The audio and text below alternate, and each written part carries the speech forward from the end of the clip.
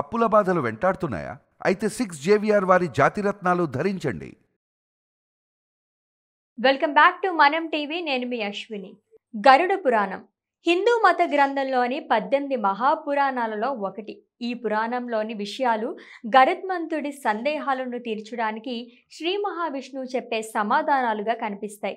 దేహాన్ని వదిలిన అనంతరం ఆత్మ ప్రయాణం, జీవికి ఎదురయ్యే పరిస్థితులు ఈ పురాణంలో స్పష్టంగా తెలియజేశారు. ప్రతి ఒక్కరూ తమ జీవితంలో చేసే మంచి లేదా చెడు పనులు అన్నీ ఇందులో లెక్కించబడతాయి.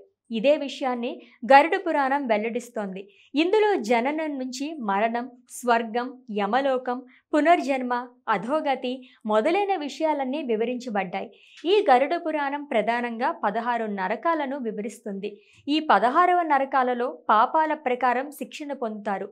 అబద్ధం చెప్పేవారికి నరకంలో ప్రత్యేక శిక్షలు విధించే నిబంధన ఉంటుంది.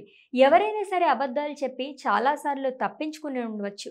అయితే ఇలా అబద్ధాలు చెప్పి శిక్ష నుంచి ఎవరూ శాశ్వతంగా తప్పించుకుంటారని ఎప్పుడు అనుకోవద్దు. ఎందుకంటే మరణించిన తర్వాత మీ ఆత్మ మీరు చెప్పే అబద్ధాలకు యమధర్మరాజు ఆస్థానంలో జవాబు చెప్పాల్సి ఉంటుంది.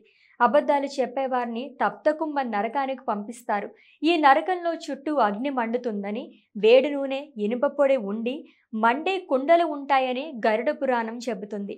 యమదూతలు అబద్ధాలు చెప్పే పాపాత్ముల ముఖాన్ని ఈ వేడి కుండలోకి పెట్టి మండే అగ్నిలోకి పడేస్తారని గరుడ పురాణం చెబుతోంది.